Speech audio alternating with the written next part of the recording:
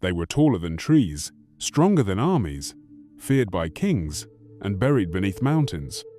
The ancients called them the Nephilim, the fallen ones, the giants of old, the hybrid offspring of gods and mortals. And yet, you won't find them in your history books. Their bones vanish from museums. Their stories are redacted from scripture.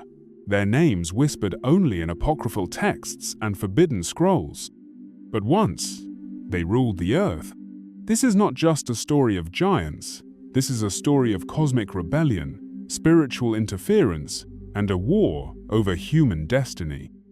The tale of the Nephilim is the tale of why heaven fell to earth, and what powerful forces have done to erase that memory. Because if you remembered who they were, you might also remember what they tried to steal from you. Welcome to the true history you were never meant to hear. And there were giants in the earth in those days, when the sons of God came in unto the daughters of men. Genesis 6:4. This single, cryptic verse has puzzled theologians and truth seekers for generations. A verse that survived the cuts, barely, while so many others did not. But who were these sons of God? Why were they mating with humans? And why did their children, the Nephilim, terrify the entire ancient world? The answers stretch back before the flood, before the Bible, before even human history as we know it. They begin in the realm of the Watchers. According to the apocryphal Book of Enoch, a sacred text once revered by early Christians but later banned by the Church, a group of divine beings known as the Watchers descended from the heavens. They were meant to guide humanity, to observe, to protect. But instead, they fell. They violated the divine order by mating with human women, producing a race of titans, hybrid beings of immense power, insatiable hunger, and godlike knowledge. The Nephilim. These giants devoured the resources of the earth. They enslaved humanity. They taught forbidden technologies.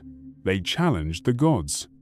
And they were worshipped as deities in every ancient civilization from Sumer to Egypt, from the Americas to the Norse lands. Their names? Lost to time, but their shadows stretch across all the world's mythologies. You know them as the gods of Olympus, the Anunnaki of Sumer, the Titans of Atlantis, the builders of megaliths, the lords of war and sky and thunder. Different names, same bloodline, but then something happened. A cataclysm, a judgment, the flood. According to ancient texts, the Great Flood wasn't just about washing away sin. It was a divine intervention to purge the world of the Nephilim's corruption. But they didn't all die. Some survived, others returned, and their influence continued hidden in royal bloodlines, secret priesthoods, and elite families that have ruled behind the scenes for millennia. If this message stirs something ancient in your soul, subscribe now, because what comes next will change how you see all of history. The next part of this series goes even deeper. The reason you've never been taught this? Because it explains too much. It unlocks too many forbidden truths. It reveals that giants were real and walked among us. Divine beings once tampered with human DNA. Secret societies trace their origins to these bloodlines. And humanity has been fighting to reclaim its sovereignty ever since. Why do you think their skeletons vanish? Why are their laws suppressing giant bone discoveries? Why are texts like the Book of Enoch, Jubilees, and the Dead Sea Scrolls kept from public view? Because if you knew the truth about the Nephilim, you might also question the nature of power, the origins of civilization, and the cosmic war still raging beneath the surface of our world. They weren't just giants of stature. They were giants of influence, architects of systems, gods of control, thieves of divine inheritance. And somewhere deep in your soul, you already know that. Because they didn't just erase the Nephilim from history, they tried to erase your memory of what it means to be fully human. But that memory is waking up. And we're just getting started. Across the world, from the windswept deserts of Peru to the hills of Bashan, from the depths of the Grand Canyon to the frost-rimmed caves of the Caucasus, something ancient stirs beneath our feet. Monoliths too large for humans to move. Footprints too massive for any modern creature to make. Skeletons unearthed, only to vanish. Newspaper articles from the 1800s boasting, "Giants found," suddenly scrubbed from the record. The evidence is everywhere, and yet no one speaks of it. Why? Because archaeology, like history, is a tool, a weapon, a gatekeeper. And some doors were never meant to be opened by the masses. But we're opening them now. In 1912, in Lake Delavan, Wisconsin, a team of archaeologists uncovered 18 giant skeletons, each standing over 8 feet tall, with elongated skulls and double rows of teeth. The Smithsonian Institution was notified, and the bones were never seen again. In Lovelock Cave, Nevada, guano miners in the early 20th century uncovered mummified remains of red-haired giants, some over 9 feet tall. According to Paiute legend, these were the Site-Ka, a cannibalistic race of giants their ancestors had battled in ancient times. In Ecuador, Father Crespi, a humble priest, was gifted hundreds of mysterious metal plates covered in ancient writing, depicting star beings, giants, and pre-flood civilizations. Much of the collection disappeared after his death. Some say it was bought, others stolen. And in the Grand Canyon, a 1909 article in the Arizona Gazette reported a hidden cave complex filled with Egyptian artifacts and the remains of what may have been ancient giants. The Smithsonian denied the story, but local tribal elders whispered otherwise. Coincidence? Or pattern? Each time the bones are found, they're quietly taken. The site is shut down. The narrative disappears, but the land remembers. Let's turn to Bashan now, the Golan Heights, once ruled by the infamous King Og, a Nephilim ruler whose bed was said to be over 13 feet long. Even the Bible could not hide this. Only Og, king of Bashan, remained of the remnant of the giants. Deuteronomy 3:11. But Bashan is more than just a verse. It's one of the most archaeologically rich regions in the world, yet it's heavily militarized, surrounded by restricted zones, and virtually untouched by public excavation. Why? Because beneath its hills lie thousands of megalithic tombs, dolmens, and stone circles, including the enigmatic Rujum el-Hiri, a massive megalithic wheel older than Stonehenge, aligned with celestial events.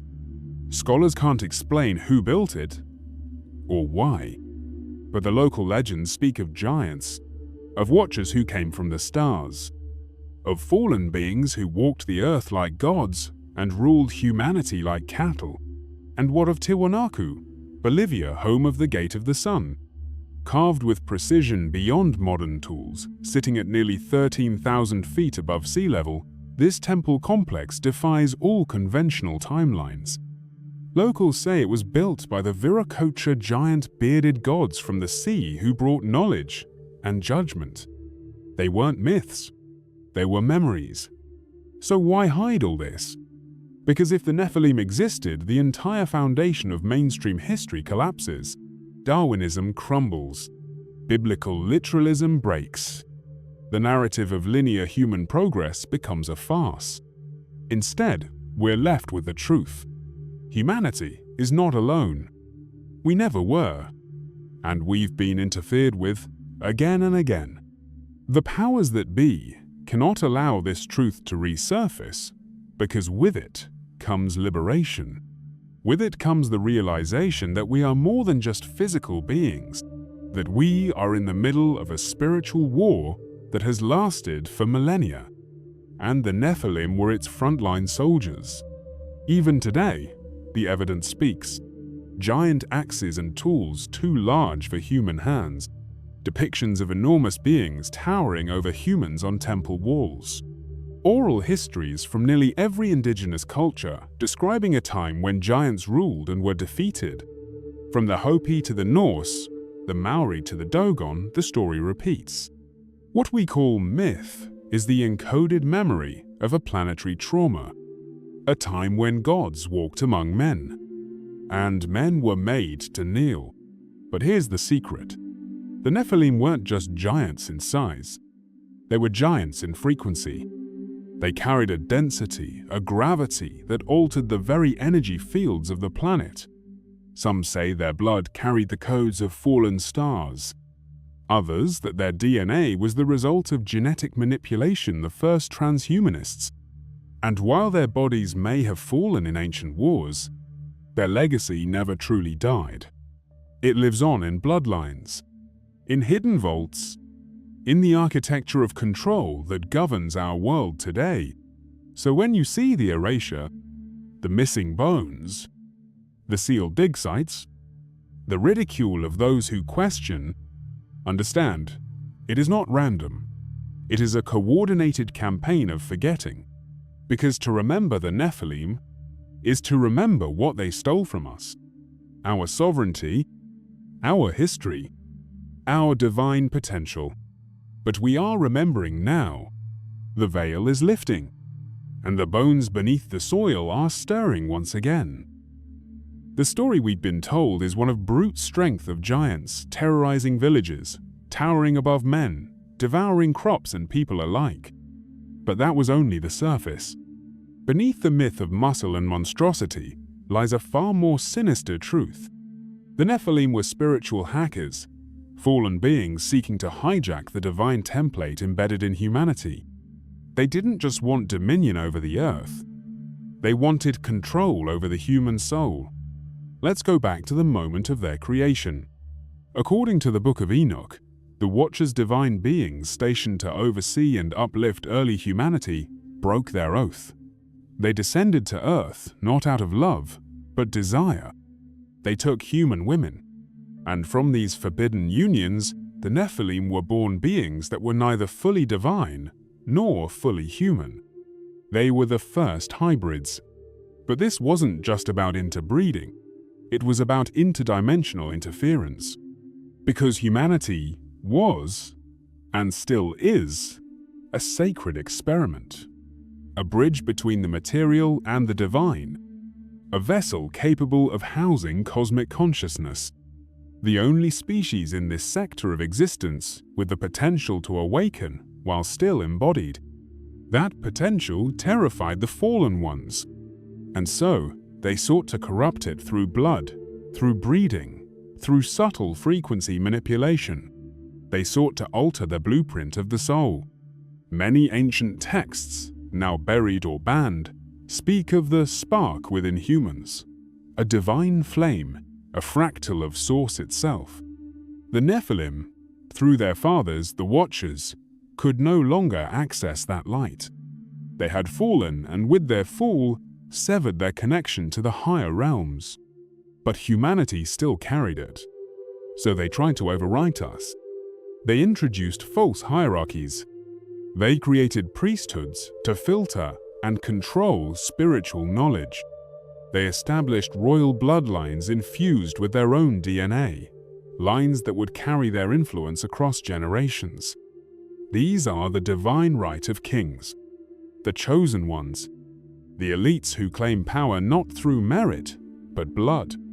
And behind these dynasties, behind the gilded thrones and secret societies, lay one truth. They are the carriers of a corrupted code, the remnants of the Nephilim legacy. This is why you feel something is off in the world, why power is concentrated in the hands of the few, why ancient knowledge is hidden in vaults, censored or dismissed, why true spiritual awakening is ridiculed, while soulless materialism is rewarded. It is all by design, a design seeded thousands of years ago, when the Nephilim sought to reshape Earth into their image, a realm of hierarchy, control, and fear. But that's not what this planet was meant to be. Earth was meant to be a garden of awakening, a living library of soul evolution, a place where even angels could remember who they truly are. And that's exactly what the Nephilim feared. Now let's talk about DNA not just as a biological code, but a vibrational signature. Modern science tells us that only a small percentage of our DNA is active. The rest is called junk. But what if that so-called junk is the divine interface? The Nephilim, through selective breeding and bloodline manipulation, attempted to lock down this dormant potential. They couldn't remove it entirely, but they could suppress it. By introducing trauma into the bloodline, by distorting collective memory, by breaking the feminine connection to source, by binding sacred sites to their own frequencies. And they nearly succeeded. But what they couldn't predict was the return of remembrance. Because the body remembers, the soul remembers, and the earth herself remembers. That is why sacred sites are reactivating, why spiritual awakenings are accelerating, why you are here, listening to this message. Because you, too, may carry an ancient blueprint, one that predates the fall. A soul contract written before the Nephilim walked the earth. And that contract is reawakening. This is why the story of the Nephilim matters. It's not just about giants in the ground. It's about the battle over human destiny. About why your power was hidden and why it's rising again. They erased the Nephilim from history to erase the evidence of interference. But more importantly, they erased the Nephilim to erase the divine rebellion.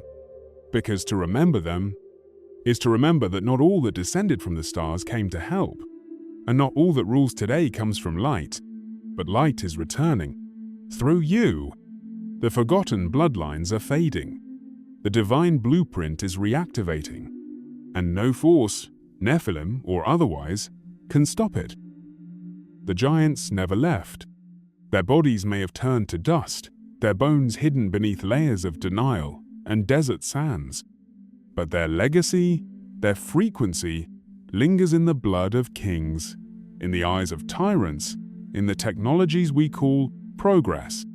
What if I told you the Nephilim are returning not as towering beasts, but through systems, symbols, and soulless imitation? Because what we're facing now is not just a return of giants. It's the return of the Nephilim agenda. Let's start with genetic memory, the ancient science of spiritual inheritance. Your DNA is not just physical, it's vibrational. It carries echoes of every ancestor, every trauma, every divine gift waiting to be reawakened. This is why some people remember places they've never visited, why certain ancient names send shivers down the spine, why dreams reveal landscapes you've never seen, yet somehow know. You are not just a person. You are a continuation of an ancient rebellion. And the Nephilim know this. That's why they work to distract you, divide you, distort you. Because an awakened human is a threat to the entire control grid. In ancient times, the Nephilim ruled by brute force. But in the modern age, they rule by illusion. You see their fingerprints in the rise of transhumanism, the desire to override the organic with the synthetic, to replace the soul with code, to digitize the spirit, to edit the divine blueprint into something programmable, predictable, profitable. But behind the marketing of convenience and progress lies the same ancient desire to separate humanity from source, to suppress the fire in your blood, to replace divine chaos with artificial order. You also see the Nephilim legacy in global power structures, in bloodline families that trace back through kings and emperors, all the way to Sumer and beyond. They hoard sacred knowledge. They replicate the pyramidal systems of control. They build cities aligned to stargates, monuments that echo ancient rituals, and economies that feed on human energy. Even the media, through archetypes and symbols, reflects this agenda. Think of the giants in films, shows, and games, always reduced to monsters or beasts, stripped of their ancient divinity or mystery. The Nephilim become comic book villains or sci-fi curiosities, never spiritual warnings. This is no accident. It's narrative control, because if they control the myth, they control the memory. And yet, the truth is leaking through. People are waking up, from dream encounters with giant beings of light or shadow, to spontaneous soul memories of battles in ancient times, to the undeniable energetic pull toward megalithic sites and hidden mountains. Something is stirring in the collective, and it terrifies the gatekeepers, because this awakening is not just intellectual, it's spiritual warfare, not in the dogmatic sense, but in the vibrational sense. A battle between frequency fields, one that binds and one that liberates, one that distorts and one that restores. And here's the secret: you are already participating. Every time you question the official story, every time you reclaim your sovereignty, every time you align your life with soul truth rather than external programming, you are dismantling the Nephilim system not with weapons, but with light, because their control relies on unconsciousness. But the moment you remember, they lose power. That's the war, not of guns or armies, but of remembrance. This is why sacred knowledge has returned, why the forbidden texts are being retranslated, why ancient symbols are activating in the minds of artists, creators, mystics, and wanderers. It's not nostalgia, it's reassembly. The grid of light is reconnecting. The watchers are watching again. But this time, so are you. You were never meant to stay asleep. So if you feel the call of something ancient, if your dreams have turned strange, if you find yourself drawn to mountains, ruins, symbols, or synchronicities, you are not imagining things. You are remembering. And that remembrance is the most dangerous weapon against the Nephilim frequency, because they cannot possess a soul that is fully conscious. They cannot overwrite a blueprint that is fully awakened. They cannot control a being that knows it is divine. They erased the giants to erase the gods. They erased the gods to erase your inheritance. But the inheritance is calling, and your soul is answering. Why were the Nephilim erased? Not just because they were giants, not just because they posed a threat to physical dominance, but because their existence reveals something even more dangerous: that humanity is not the pinnacle of creation, but the battleground of it. The story of the Nephilim is a mirror. It reflects our ancient trauma, but also our ancient power. It's not just about what they were, it's about what you are, and what they feared you might become. They feared that one day, humanity would awaken, that the children of light would remember who they are, that the forgotten codes embedded in our DNA would reactivate, and that the age of divine amnesia would end. Because here's the secret they tried hardest to bury: the Nephilim were never the final chapter. They were the failed interception. They tried to hijack the human story, but they could not stop the soul from remembering its source. That's why the bones were hidden. That's why the temples were buried. That's why entire civilizations were wiped clean from memory. But what is remembered lives again. And across the earth, the memory is rising. Every time you question the official version of history, every time you feel a pull toward the mystical and the ancient, every time you speak truth in a world built on silence, you are breaking the Nephilim spell. You are doing what they most feared: reclaiming your divine timeline. This is why you were never meant to learn about the Watchers, why Enoch was removed from the canon, why myths of giants were reduced to fairy tales and cartoons. Because the truth is too powerful. It awakens something. It calls the soul back into its rightful position, not as slave, not as sinner, not as beast, but as sovereign. And sovereignty is contagious. So let's be clear. This isn't just about giants. It's about memory. It's about the theft of human origin and the return of human destiny.